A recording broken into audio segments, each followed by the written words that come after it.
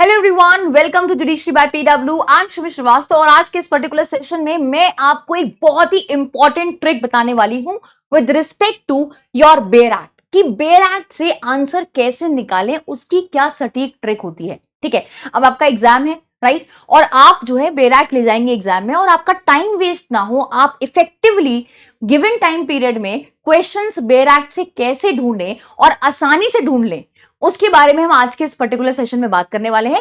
Let's start the class without any further delay.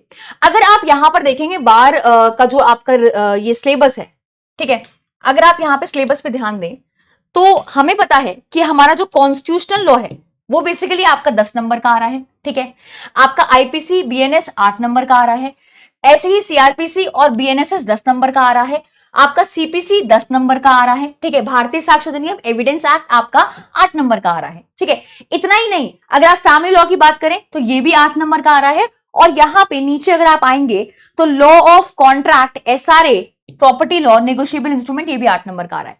देखो, आपको safe side होने के लिए इस एग्जाम में 50% अटेम्प्ट करना है, यानी कि आपको 50 नंबर अगर आप लाते हो तो आपके लिए सही है, मतलब आप सेफ रहोगे।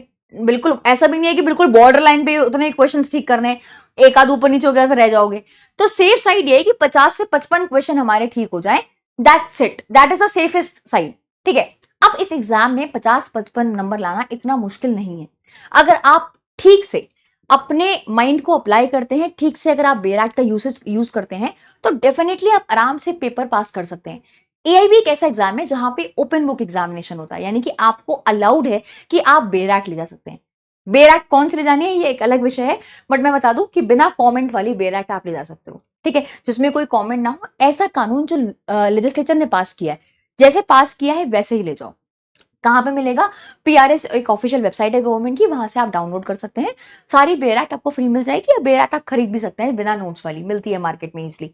ठीक है, अब हमारा फोकस है कि यार हमें जो है कैसे क्वेश्चन ढूंढने, क्या ट्रिक है वो जिस तरीके से हम जो है बेयर एक्ट से फटाफट फटाफट आंसर ढूंढ ले। देखो, ये वाली बेयर एक्ट आपको सबसे पहले ले जानी है। स्टेप 1 इज कि जो बेयर एक्ट जो मैंने आपको मार्क करवाया, ये आपके कॉन्ट्रैक्ट की एसआरए प्रॉपर्टी लॉ टीपीए और नेगोशिएबल इंस्ट्रूमेंट ये हो गया, क्रिमिनल लॉज हो गए आपके, सीपीसी हो गया, कॉन्स्टिट्यूशनल लॉ हो गया। ये बेयर एक्ट आप अपनी साइड में रख लेना। आप एग्जामिनेशन हॉल में गए, आप जितनी भी और बाकी सारी भी ले जाना चाहो तो ले जाओ, कोई दिक्कत नहीं है। आप जितनी आपके पास अवेलेबल हो आप वो सारी बेयर एक्ट ले जाओ, कोई प्रॉब्लम नहीं है। लेकिन इनको अलग टेबल पे साइड में रख लिया कि भाई ये प्राइमरी है, ज्यादा क्वेश्चन इन सब्जेक्ट से आएंगे, इनको फिर बेयर एक्ट में हड़बड़ी ना हो ढूंढने में, क्योंकि एग्जाम में ना बहुत एंग्जाइटी होती है। तो उसमें आप अलग कर लो इन सारे बेयर एक्ट को, एक अलग फाइल बना लो इसका। ठीक है, पेपर मिला आपको। अब बेयर एक्ट से क्वेश्चन कैसे आते हैं? जब हम बात करते हैं बेयर एक्ट से क्वेश्चन कैसे आते हैं, तो एक तो होता है आपका इंडेक्स बेस्ड क्वेश्चन। अब ये इंडेक्स बेस्ड क्वेश्चन कैसा होता है कि आपसे साफ साफ पूछ लिया गया है कि एडमिशन कहां दिया हुआ है। ठीक है, एडमिशन कौन से सेक्शन में दिया हुआ है? ऑप्शंस आपको दे दिए, section 15, section 16, section 17, section 18, option B, C और डी। ठीक है, अब मान लो फॉर एग्जाम्पल आपको बिल्कुल आइडिया नहीं है, आपको रिकॉल ही नहीं कर पा रहे हो कि यार एडमिशन कहां दिया हुआ है भारतीय साक्ष्य अधिनियम में, तो आप क्या करोगे? आप फटाफट से भारतीय साक्ष्य अधिनियम की बेलेट उठाओ, इंडेक्स में जाओ, और वहां पे इंडेक्स में आप देखोगे आपको इंडेक्स में जाना कहां है, सीधे इस रेंज में जाना है। 15 से 18 वाली रेंज चेक करनी है आपको, ऐसे ऊपर से देखते हुए नहीं आना, सीधे 15 से 18 वाली रेंज जानी है और उसमें देखना है कहां पे एडमिशन डिफाइंड है। तो सिंपल क्वेश्चन हो गया आपका, जो आप यहां पे मार्क कर सकते हो। उससे पहले भी जब आपको पेपर मिले ना, तो आप पहले उसमें से आइडेंटिफाई कर लो कि ये जो टॉप सब्जेक्ट्स हैं आपके, जिनसे सबसे ज्यादा क्वेश्चन आ रहे हैं, अराउंड आपको देखने को मिलेंगे इससे अच्छे खासे क्वेश्चन, 54-55 मार्क्स के आपको क्वेश्चंस देखने को यहां पे मिलने वाले हैं इन सब्जेक्ट से। अब इन सब्जेक्ट्स के क्वेश्चंस को टिक कर लो पहले क्वेश्चन पेपर में। ठीक है, उन क्वेश्चंस को टिक कर लोगे तो इजीली आप जो है ब्राउज कर पाओगे उसको पेपर में। आपने टिक कर लिया, आपने क्वेश्चन पहला देखा इंडेक्स वाला नहीं है, दूसरा देखा इंडेक्स वाला है, तो फटाफट इंडेक्स खोली और मार्क कर दिया उसका आंसर। ठीक है, एक तो ये इस तरीके के इंडेक्स के क्वेश्चन होते हैं, एक अपोजिट तरीके के क्वेश्चन होते हैं, जैसे कि सेक्शन आपका सेक्शन मान लो 11, section 11 of Indian evidence act में क्या दिया हुआ है, सेक्शन 11 में क्या दिया हुआ है, ठीक है। Facts otherwise not relevant becomes relevant, अगर वो इनकंसिस्टेंट होते हैं या फिर प्रोबेबल या हाईली इम्प्रोबेबल होते हैं, आपको नहीं पता। आप सेक्शन 11 इंडियन एविडेंस एक्ट की किताब खोलोगे और सेक्शन 11 देखोगे, आपको वहां झट से मिल जाएगा, ठीक है। तो कुछ क्वेश्चंस अराउंड आपसे, मुझे ऐसा लगता है कि मुझे उम्मीद है कि 10 से 15 क्वेश्चन आपके ऐसे इंडेक्स बेस्ड आएंगे सब्जेक्ट्स वाइज, ठीक है। आपको इंडेक्स बेस्ड क्वेश्चन को पहले मार्क कर लेना है और इस तरीके से उसको ढूंढ लेना है बिना टाइम वेस्ट किए। अपनी अलग बेराट रखोगे तो आराम से मिल जाएगा, कोई भी हसल नहीं होगा उसमें आपको, ठीक है। दूसरा क्वेश्चन आता है आपका जो सेक्शन के अंदर से आता है, ठीक है। सेक्शन के अंदर से आता है कि जैसे मान लो डाउरी डेथ है तो कौन सा प्रिजम्पशन है, या फिर मान लो फॉरेन जजमेंट है तो फॉरेन जजमेंट कंक्लूसिव होते हैं या फिर नहीं होते हैं, ऐसे क्वेश्चंस हैं आपके। तो आपको सबसे पहले लिखा होगा वहां पर, ठीक है, कि सेक्शन 13 सीपीसी की बात हो रही है, या फिर सेक्शन नहीं लिखा हुआ है, आपको सिर्फ सेक्शन का कंटेंट दिया हुआ है। तो अगर थोड़ा बहुत आपने रिवाइज किया है, आप फटाफट पलट के देखोगे, आपको वहां मिल जाएगा शैल प्रिज्यूम है, मे प्रिज्यूम है, कंक्लूसिव प्रूफ है, क्या है, ठीक है। कुछ क्वेश्चंस आपके ऐसे होते हैं जो इलस्ट्रेशन बेस्ड होते हैं, ठीक है। अब इलस्ट्रेशन बेस्ड क्वेश्चन है, अब क्वेश्चन में ही लिखा हुआ है, मान लो क्वेश्चन में ही लिखा हुआ है अंडर कॉन्ट्रैक्ट एक्ट, ठीक है।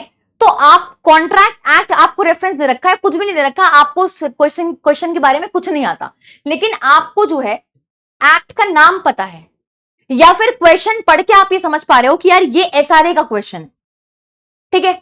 अब एसआरए के क्वेश्चन में आप इंडेक्स पे देखोगे कि वो बात जो है, जो क्वेश्चन में दी हुई है, वो किस एरिया से रिलेटेड है, वो आपको आसानी से मिल जाएगा। उसके लिए आपको बहुत ज्यादा जो है कोई ऐसी रॉकेट साइंस नहीं है, यहां पर सिंपल सा क्वेश्चन है, आपसे पूछा है, आप उस पर्टिकुलर एक्ट को उठाओ, ठीक है। आपको अगर मान लो कोई ऐसा क्वेश्चन आप कंफ्यूज हो कि यार ये एसआरए का है या कॉन्ट्रैक्ट का है, उसको स्किप कर दो फॉर द टाइम बीइंग, बहुत ज्यादा सोचने में मत लगो, पहले उन क्वेश्चन को कर लो यार। 100 क्वेश्चन में से आप आराम से, अगर आपने बेरैक को इफेक्टिवली यूज कर लिया ना, आप आराम से क्वेश्चन कर पाओगे। Then there are certain question जो आपके अमेंडमेंट बेस्ड आते हैं, ठीक है। जैसे मान लो कि डॉटर को को पास ने कब बनाया, उसके पास कब राइट्स आए, तो अब ये आपको थोड़ा सा पता हो तो आपने हिंदू मैरिज एक्ट देखा, ठीक है, आपने हिंदू सक्सेशन एक्ट देखा, सॉरी हिंदू सक्सेशन एक्ट में आपने चेक कर लिया कि यार 2005 में था, वो अमेंडमेंट आपको नीचे देखने को मिलेंगे, बेर एक्ट के नीचे अमेंडेड होगा कि भाई ये ऐसा अमेंडेड है, अमेंडमेंट से ऐड किया है। जैसे फॉर एग्जांपल कि कोई सेक्शन है आपका जो अमेंडमेंट से ऐड किया है, तो वो सेक्शन के आगे ए बी सी डी लिखा होगा, वॉरिज्म कहां पे डिफाइंड है, स्टॉकिंग कहां पे डिफाइंड है, 354 ए बी सी डी, तो फिर आप उसी एरिया में जाके बेर एक्ट की डायरेक्ट क्वेश्चन कर सकते हो। तो देखो बेर एक्ट को आपको इफेक्टिवली यूज करना है, इसमें ऐसा कुछ भी रॉकेट साइंस नहीं है, यही एक ऐसा एग्जाम है दुनिया का जहां पे आपको ओपन बुक एग्जामिनेशन अलाउड है, यानी कि आप बेर एक्ट ले जा सकते हो, विदाउट कॉमेंट वाली बेर एक्ट ले जाओ। इंडेक्स बेस्ड क्वेश्चन को पहले मार्क कर लो, ठीक है, सबसे पहले। दूसरा, इंडेक्स बेस्ड क्वेश्चन को सॉल्व करना शुरू करो और अपने ओएमआर में इन सर्कल भी साथ साथ में करते रहो, वेट मत करो। श्योर शॉट देख लिया है किताब में आंसर, तो उसको फटाफट मार्क कर लो। आपको देखने को मिलेगा कि आपने आराम से जो है बेर एक्ट और इंडेक्स, जो ये आपके क्वेश्चंस जो इंडेक्स बेस्ड है या कंसेप्ट सेक्शन बेस्ड है, शैल में कहां लिखा हुआ है, कितने डेज होते हैं, वो आप आसानी से उस पर्टिकुलर सब्जेक्ट के एरियाज आप देख लोगे इंडेक्स से। इंडेक्स से एरिया देखना, देखो इंडेक्स क्या होता है, वो आपको फ्लो बताता है एक्ट का। तो मान लो अगर आपको आइडिया नहीं है, प्रिजम्पशन से क्वेश्चन आया है एविडेंस में, आपको प्रिजम्पशन का आइडिया नहीं है, लेकिन अगर आप इंडेक्स का चैप्टर देखोगे ना, तो उसमें पता लग जाएगा कि प्रिजम्पशन की बात यहां से यहां तक की हुई है। तो आपको फिर उसी मतलब बिल्कुल भी क्लू नहीं है आपको कि प्रिजम्पशन कहां पे दे रखा है, प्रिजम्पशन से कैसे आप फैक्ट प्रूफ करते हो, ये आपको नहीं पता, कोई बात नहीं। आप इंडेक्स आपके पास है ना, वो इंडेक्स एक रास्ता आपको दिखा रहा है कि भाई ये बेर एक्ट आगे सेक्शन कैसे कैसे दिए हुए हैं, तो आप उनकी चैप्टर के नाम, उनकी हेडिंग, उससे भी लोकेट कर सकते हो कि कौन से एरिया का क्वेश्चन है ये। बस थोड़ा सा आपको ना वाइसली एक्ट करना है, कॉशियस रहना है इस बात को लेकर कि यार अच्छा ये टॉपिक है, ये टॉपिक इस एरिया में मिल सकता है। अपॉइंटमेंट हो गई, ड्यूटीज हो गई आपकी, वो आप देखोगे अगर इंडेक्स को बहुत क्लोजली एग्जामिन करो तो वहां पे ना चैप्टर के नाम लिखे होते हैं। Facts need not to be prove, उसमें लिखा हुआ है facts need not to be prove, relevancy से है तो पता है कि हमें, आपको नहीं पता कोई बात नहीं, लेकिन आप उसमें देख सकते हो रेलिवेंसी ऑफ फैक्ट हेडिंग है उसकी, तो हेडिंग से भी आप नेविगेट कर सकते हो ऐसे क्वेश्चंस को जिनके रिस्पेक्ट में आपके पास कोई भी क्लू नहीं है। ठीक है, तो आराम से सबसे पहले टिप नंबर 1 इज कि आप पहले अपने उन 6-7 बेरैट को जिससे सबसे ज्यादा क्वेश्चंस आ रहे हैं उनको साइड करो, टेबल पे अलग रखो, ठीक है, ताकि हपड़ फपड़ ना हो। ठीक, उसके बाद क्वेश्चन जैसे ही उन सब्जेक्ट्स के हैं उनको पेंसिल से मार्क कर लो अपने पेपर में, उसमें से इंडेक्स बेस कौन से है वो सबसे पहले वो कर लो। ठीक है, वो करने के बाद सेक्शन बेस पे आओ, सेक्शन बेस जो लोकेट कर पा रहे हो उन्हें कर लो, and I am pretty sure कि इस तरीके से अगर आप ये जो मेन सेक्शन सब्जेक्ट्स हैं आपके जिनसे सबसे ज्यादा नंबर के क्वेश्चन आ रहे हैं वो अगर आप कर लेते हो तो आप आराम से एआईबी पास कर जाओगे। ठीक है, ऐसा भी नहीं है कि आपके पास मान लो किसी एक रैंडम एक्ट का बेर एक्ट नहीं है। अगर हम यहाँ पे देखें कि अगर हम देखें यहाँ पे सिलेबस में कि आपके पास मान लो फॉर एग्जाम्पल साइबर लॉ का बेर एक्ट नहीं है, या फिर लेबर लॉ और इंडस्ट्रियल लॉ, अब लेबर लॉ बहुत लेंदी है, उसमें ढूंढना मुश्किल है, तो उसमें टाइम नहीं वेस्ट करना है आपको, उसमें अपने टाइम को इन्वेस्ट नहीं करना है कि यार लेबर लॉ देखते हैं, लेबर लॉ का क्वेश्चन देखते हैं, नहीं, उसमें आप क्लूलेस हो, वो बहुत लेंदी है, आप ढूंढ भी नहीं पाओगे। Same goes with your company law. ठीक है, तो इस केस में आपको ज्यादा स्ट्रेस, अब कंपनी लॉ से 2 ही क्वेश्चन आएंगे, इससे बढ़िया है कि उन टॉपिक्स को ढूंढ लो जिनके बारे में थोड़ा सा आप अवेयर हो या फिर जिनको आप आसानी से लोकेट कर सकते हो बेर एक्ट में।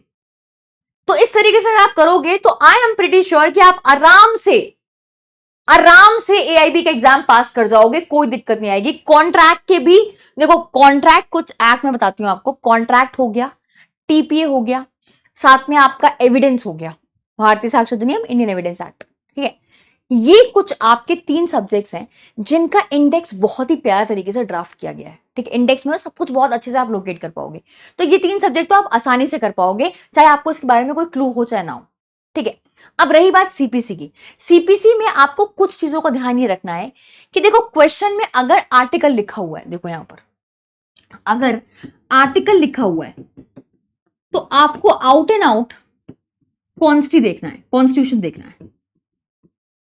ठीक है, अगर आपका ऑर्डर लिखा हुआ है और रूल लिखा हुआ है तो ऑर्डर और रूल में आपको सीपीसी देखना है। ठीक है, और कुछ क्वेश्चन सीपीसी से आपके डायरेक्ट ऑर्डर से भी आएंगे, तो वो ऑर्डर आपका इंडेक्स में दिया हुआ है तो आप आराम से उस ऑर्डर को इंडेक्स से देख सकते हो। अब अगर मान लो आपसे पूछ लिया कि सब्स्टिट्यूटेड सर्विस कहां पे दे रखी है सम्मन की, ठीक है, अब आपके पास ऑप्शंस हैं, order 5 rule 19, order 5 rule 20, order 5 rule 23, order 5 rule 2, ऐसा आपके पास ऑप्शन है, तो आपको उन ऑप्शन से ही उसको नेविगेट करना है, बस नेविगेशन वाइसली करना है। अब ऐसा नहीं कि बस खोला और फड़ फड़ फड़ फड़ पलटने लगे और देखने लगे अरे नहीं मिल रहा, क्योंकि उस टाइम पे आपको एग्जामिनेशन प्रेशर होता है। तो keeping all these thing in mind आप आराम से नेविगेट कर पाओगे बेर एक्ट में, और आराम से आप जो है मार्क्स सिक्योर कर पाओगे एग्जामिनेशन में। इतना कोई ऐसा रॉकेट साइंस नहीं है, आराम से बस अपने दिमाग को ठंडा रखना है, वाइसली एक्ट करना है और प्रॉपर्ली नेविगेट करना है। नेविगेट करने की यही ट्रिक्स है कि आप अपनी बेर एक्ट को सेग्रीगेट कर लो, जो इंपॉर्टेंट लॉज क्वेश्चन जिससे आ रहे हैं, इंडेक्स बेस्ड क्वेश्चन कर लो, सेक्शन बेस्ड क्वेश्चन कर लो, बस, और बाकी फिर अपने एफर्ट्स लगाओ। पहले इतना तो करके रख लो एग्जाम में। और सबसे इंपॉर्टेंट बात, ओएमआर शीट को साथ के साथ फिल कर लेना, जिन क्वेश्चन को आपने बेर एक्ट में फाइंड आउट कर लिया उनको साथ के साथ भर लेना कि ये तो शॉर्ट क्वेश्चन है, ये तो सही होंगे ही होंगे। With this, thank you so much, I hope you have understood it well, wish you all the best for the examination and see you in some other session. Till then, take care, bye bye, thank you.